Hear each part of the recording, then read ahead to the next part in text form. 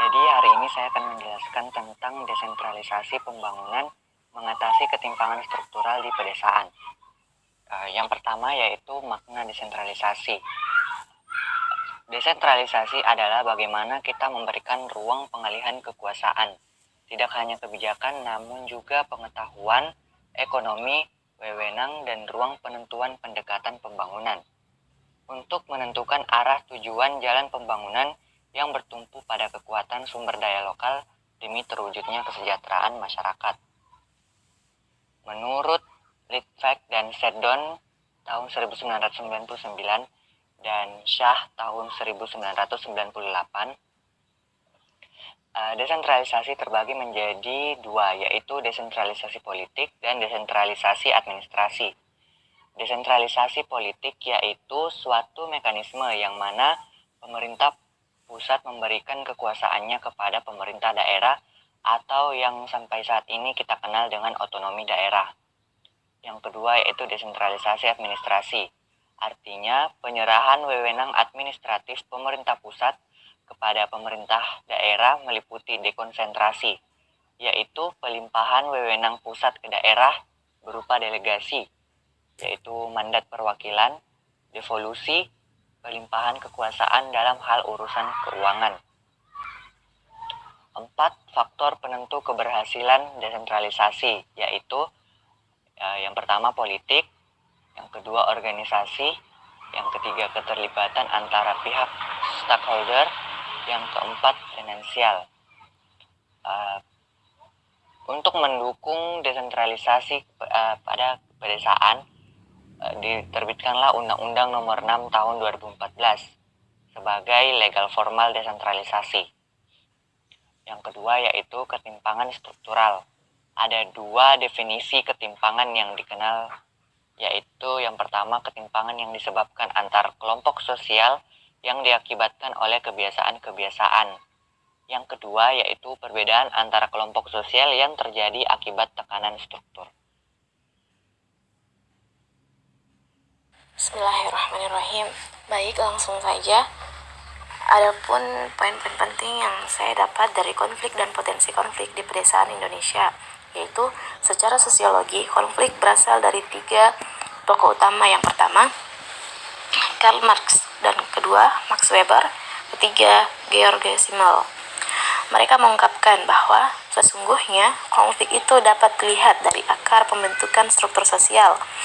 Misalnya menurut Karl Marx mendefinisikan tatanan sosial berangkat dari infrastruktur atau basis material, yang dikatakan bahwa struktur sosial itu dibangun dari ekonomi, ekologi, demografi, dan sebagainya. Jadi, menurut Karl Marx, masyarakat itu dibangun oleh struktur yang termaterialkan. Sedangkan menurut Max Weber mengungkapkan bahwa masyarakat itu dibangun dari basis suprastruktur atau idealisme, norma-norma, etika-etika yang membangun sebuah masyarakat. Adapun menurut Georg Simmel sendiri mengatakan bahwa struktur sosial itu dapat dilihat dari individu dengan individu. Jadi, sesungguhnya konflik di dalam sosiologi dibahas secara tersendiri. Seperti pada waktu belakangan ini, di dalam perebutan kekuasaan selalu terjadi konflik yang berbaur identitas, yang merespon atas kekuasaan, dan yang tak kalah penting di pedesaan kita dapat menemukan konflik yang tidak pernah lepas di masyarakat, yaitu konflik agraria. Namun, ada satu referensi yang dapat dijadikan pembelajaran pada buku yang berjudul Hindia Belanda tentang ekonomi majemuk, di mana Furnival dengan tegas menyebutkan satu potensi konflik yang tidak bisa berakhir.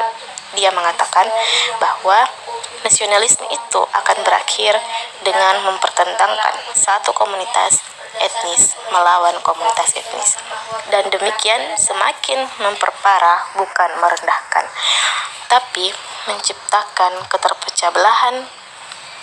Kecuali satu formula menurut Furnival adalah generasi plural, di mana generasi pluralis adalah suatu tawaran yang diberikan oleh Furnival untuk diciptakan yang mengatakan bahwa pluralis Asia Tenggara ditakdirkan akan menghadapi anarki yang mengerikan.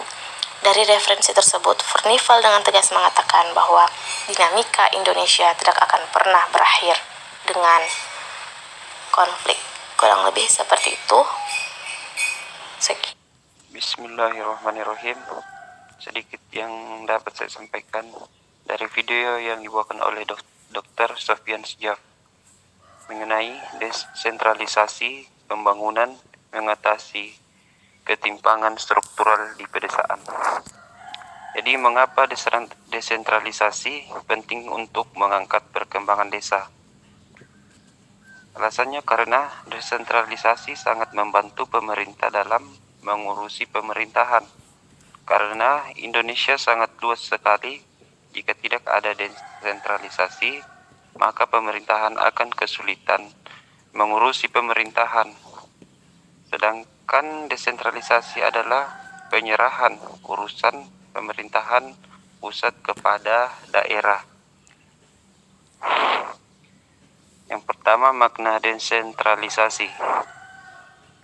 Makna desentralisasi yaitu bagaimana kita memberi ruang dedikasi atau pengalihan kekuasaan.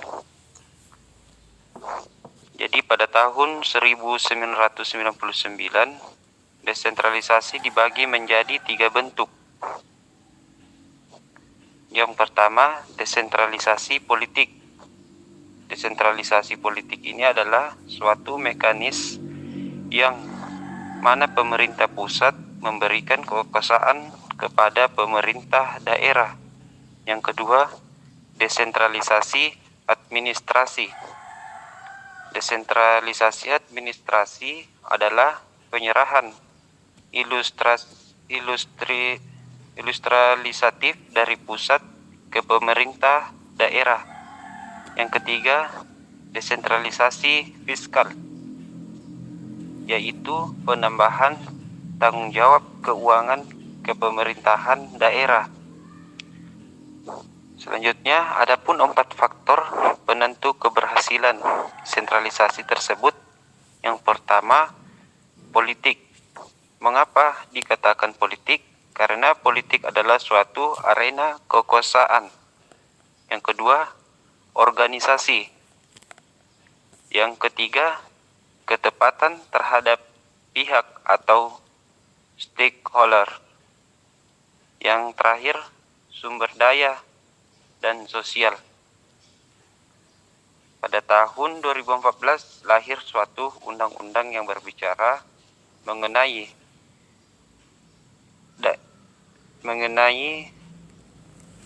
desa untuk lebih beraktualisasi, yaitu Undang-Undang Nomor 6 Tahun 2014 tentang desa.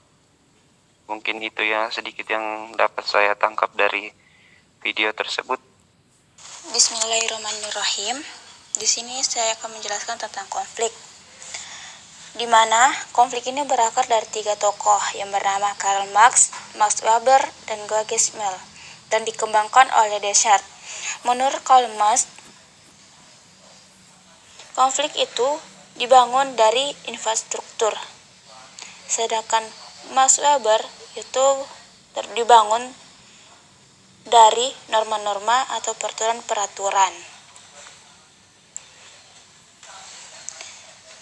Menurut Descartes, konflik itu tidak akan ada habisnya dan tidak akan berakhir di daerah Indonesia. Ruang konflik itu biasa terjadi di desa dan adanya desa, karena semua sumber daya alam, suku maupun agama semua itu ada di desa. Betapa mirisnya konflik ini bila tidak dapat diselesaikan. Jadi di sini konflik yang tepat adalah untuk diselesaikan agar tidak terimbas ke persoalan di atas. Persoalan di atas itu maksudnya ke kecamatan, ke kabupaten, provinsi. Disinilah marilah kita memperkenalkan konflik ke desa tersebut. Di sini kita harus membedakan konflik tersebut. Konflik itu adalah kontiger atau saling memukul. Konflik itu upaya yang saling bertentangan untuk menghidupkan. Konflik merupakan cara kita untuk mendewasakan. Sebab konflik itu banyak hal. Yang pertama, itu identitas. Mengapa identitas? Karena identitas itu sebagai sumber konflik yang baik berupa agama, suku, ras, golongan. Dimanapun itu, desa pasti tidak akan lepas dari persoalan-persoalan ini. 2. Kekuasaan. 3. Agraria. Agraria merupakan konflik ini sering terjadi yang misalnya di perebutan lahan, klaim, dan lain sebagainya. Apalagi dalam dana desa, pengolahan dana desa, disitulah sering terjadi konflik. Konflik itu sebuah proses sosial, bukan impact dari sosial itu sendiri, bukan dampak dari sosial itu sendiri, tapi merupakan proses sosial. Konflik itu sebenarnya ada yang bersifat laten, yang berarti bersifat tersembunyi, dan ada yang bersifat manifest, yang berarti terbuka. Nah, kedua sifat konflik ini sangat menarik kalau di desa kita mengamati banyak konflik yang tidak nampak, tetapi itu mengakibatkan terhambat, di mana dampak dari konflik itu terjadi kekerasan dalam fisik, batin, dan lain sebagainya. Potensi konflik. Potensi konflik adalah peluang sosial terjadinya baik bersifat laten maupun manifest.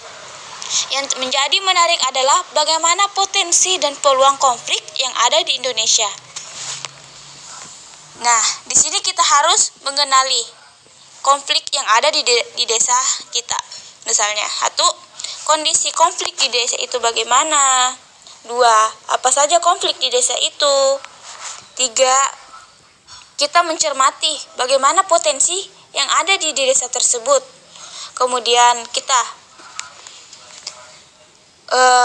melihat akibat yang ditimbulkan dari konflik tersebut yang ada di desa tersebut. Dan yang terakhir yaitu upaya mencegahnya konflik terjadi.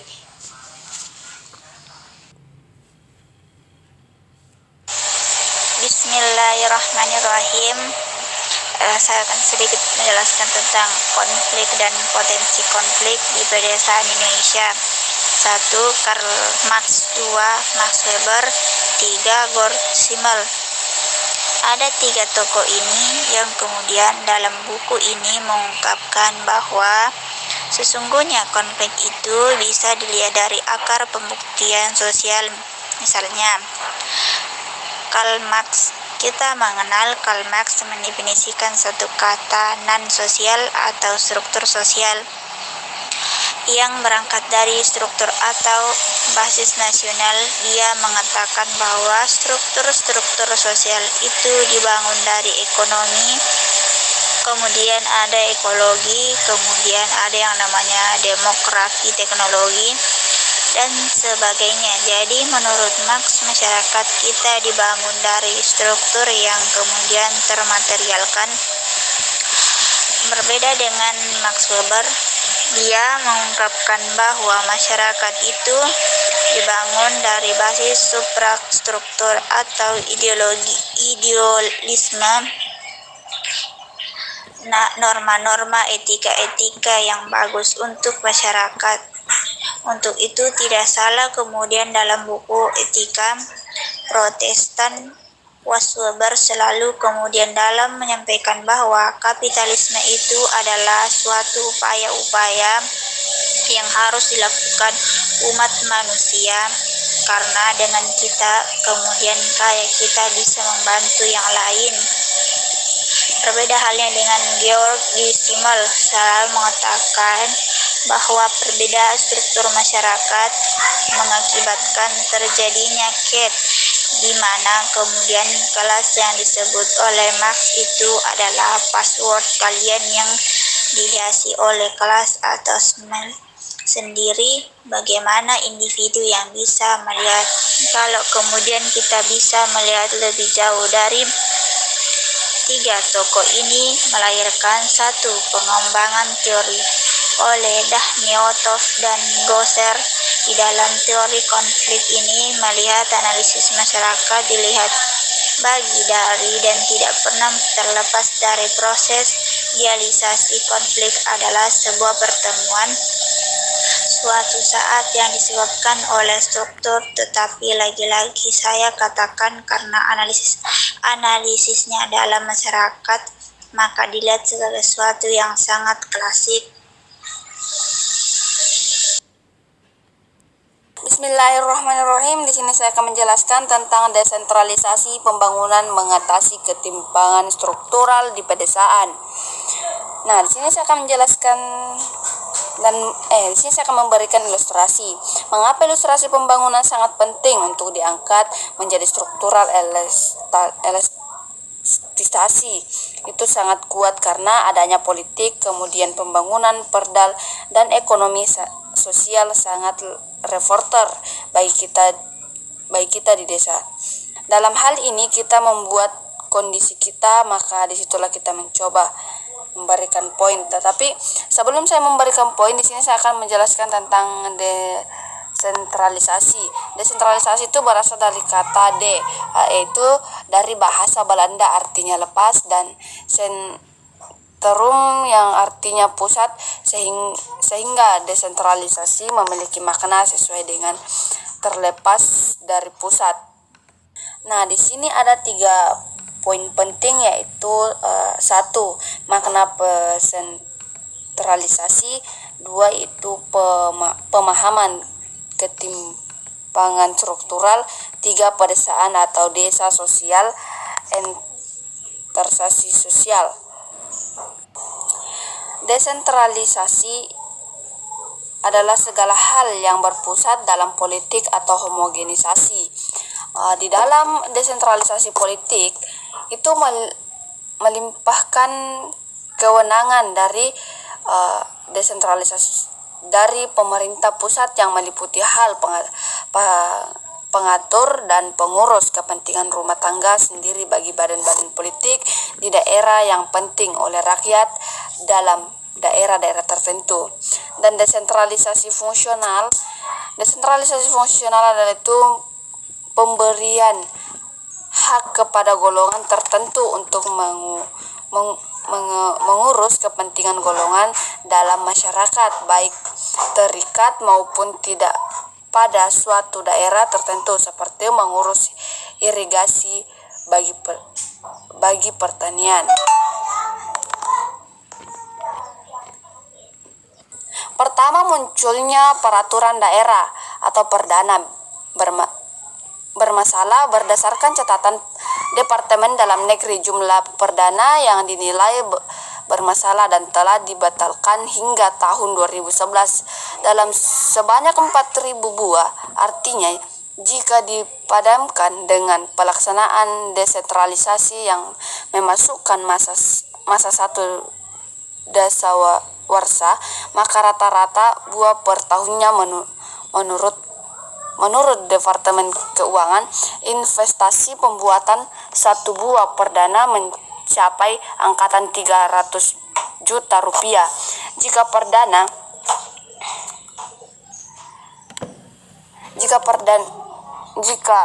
Jika didapatkan dengan angka 4.000 perdana permasalahan yang telah dibatalkan, maka sumber dayanya pemanfaatannya inefisien mencapai jumlah 16 triliun rupiah.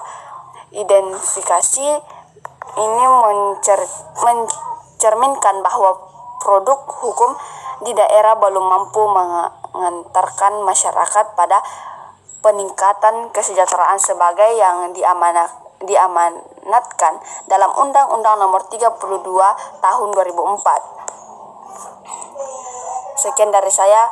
Assalamualaikum warahmatullahi wabarakatuh. Bismillahirrahmanirrahim. Assalamualaikum warahmatullahi wabarakatuh.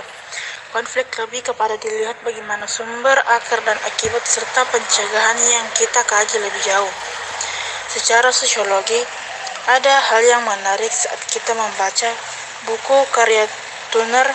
Secara sosiologi berakar dari 3 tokoh utama adalah Karl Marx, Max Weber, Dan yang ketiga adalah George Simmel. Konflik pun dapat dilihat dari akar. Misalnya, Karl Marx mendefinisikan satu tatanan sosial atau struktur sosial. Dia mengatakan bahwa struktur sosial itu dibangun dari ekonomi, ekologi, demografi, teknologi, dan sebagainya. Menurut Marx, masyarakat dibangun dari struktur yang kemudian termaterialkan. Berbeda dengan Max Weber. Ia mengungkapkan bahwa masyarakat itu dibangun dari basis suprastruktur atau yang dialisme norma-norma etika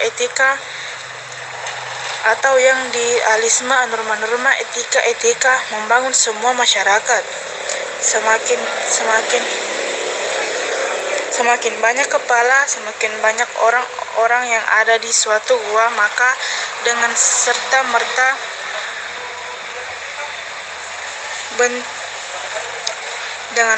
merta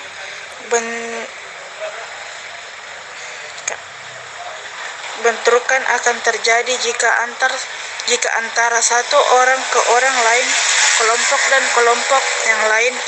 Itu yang mengakibatkan kenapa konflik terjadi. Data menyebutkan 73% pertengkaran antara warga sendiri, kemudian potensi konflik antar warga yang terjadi sangat besar. Apalagi di daerah yang padat. Proses perdamaian pun juga mudah karena ada faktor identitas. Yang pertama, etnik semakin homogen, maka semakin mudah. Bismillahirrahmanirrahim. Assalamualaikum warahmatullahi wabarakatuh. Sedikit saya menyimak video tentang konflik dalam pedesaan. Konflik itu tidak bisa dihindari, tapi kita harus menyelesaikan. Apalagi pada era Undang-Undang tahun 2004, bahwa salah satu terpenting dalam pembangunan pedesaan bahwa bagaimana cara menyelesaikan konflik itu di desa, karena konflik itu terjadi di desa. Ada konflik di desa. Adapun konflik yang terpenting yang tidak lepas dari masyarakat kita adalah konflik agraria. Ada konflik bagaimana dengan perputaran lahan terjadi yang menyebabkan dengan pemerintah dengan porsi community maupun swasta. Perputaran lahan, konflik itu sangat penting. Konflik itu penting dalam bermasyarakat. Konflik itu juga harus diselesaikan di desa, karena jangan sampai ke pusat. Bagaimana cara mengelola dana desa dengan baik? Kita harus menyelesaikan konflik itu sebaik mungkin. Karena banyak konflik yang terjadi di desa itu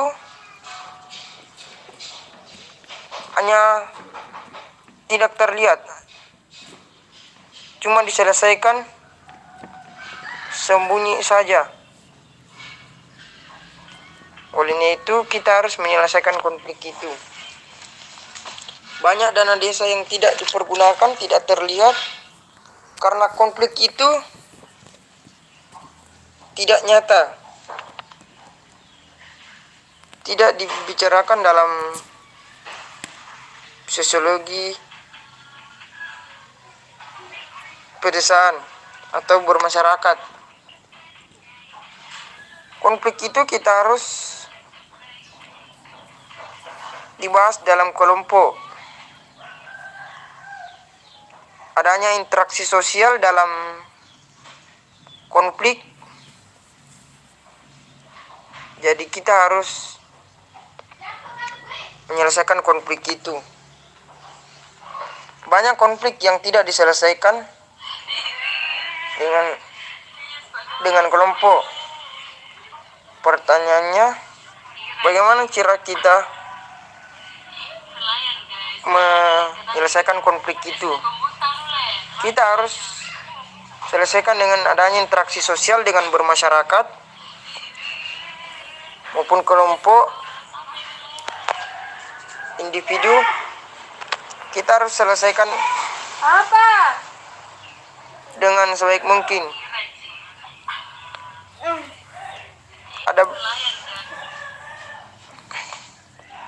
Dan konflik itu juga harus diketahui oleh masyarakat juga.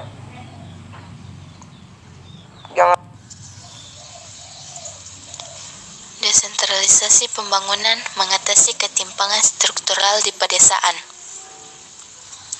Adapun beberapa poin penting yang saya dapatkan dari hasil video yang telah saya nonton, yaitu 1. Makna desentralisasi. Desentralisasi adalah segala hal yang kemudian terpusat di dalam suatu sumber, sebagai misal bagaimana pemerintahan negara melakukan sentralisasi dalam hal politik, kemudian kebijakan, kekuasaan, homogenisasi, serta bagaimana proses penentuan ekonomi juga terpusat. Selain itu, desentralisasi sendiri merupakan lawan dari sentralisme atau sentralisasi.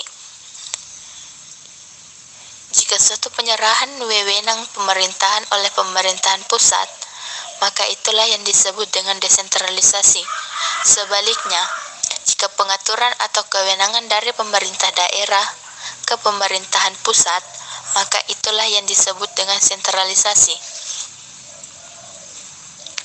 Secara garis besar, kebijakan desentralisasi dibedakan atas 3 jenis menurut Litvak pada tahun 1998, yaitu 1.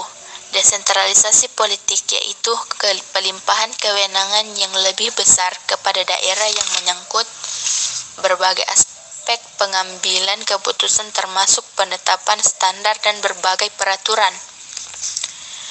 Kedua, desentralisasi administrasi, yaitu merupakan pelimpahan kewenangan, tanggung jawab, dan sumber daya antar berbagai tingkat pemerintah, meliputi desentralisasi, pelimpahan kewenangan dari pusat ke daerah, delegasi, perwakilan atau utusan, dan devolusi, pelimpahan kekuasaan. Ketiga, desentralisasi fiskal, yaitu merupakan pemberian kewenangan kepada daerah. Berbicara mengenai desentralisasi fiskal sendiri, terdapat 4 faktor penentu keberhasilan desentralisasi ini, yaitu 1. Politik, 2. Organisasi, 3. Jembatan para pihak atau stakeholder, 4. Sumber daya alam dan finansial. Pada tahun 2014, sebuah undang-undang dikeluarkan yang mana pada undang-undang tersebut berisikan tentang peran desa untuk lebih beraktualisasi, yaitu Undang-Undang Nomor 6 Tahun 2014 tentang Desa. Inilah yang kemudian disebut sebagai legal formal desentralisasi pembangunan. Ketimpangan struktural. Ketimpangan sosial dikenal dengan 2 definisi, yaitu 1. Definisi ketimpangan yang disebabkan antar kelompok sosial yang terjadi akibat dari kebiasaan-kebiasaan, tetapi kebiasaan-kebiasaan tersebut bukan dalam konteks seni sosial budaya, melainkan kebiasaan yang muncul dari diri seseorang yang tidak termasuk dalam kebudayaan, atau biasa dikenal dengan ketimpangan kultural. Yang kedua, definisi tentang ketimpangan yaitu perbedaan antar kelompok sosial. Lingkup di dalamnya mencakup wilayah, termasuk desa dan kota, yang terjadi akibat tekanan struktur seperti contohnya kebijakan pembangunan dan sebagainya. Definisi ini sendiri dikenal dengan definisi struktural. Terima kasih.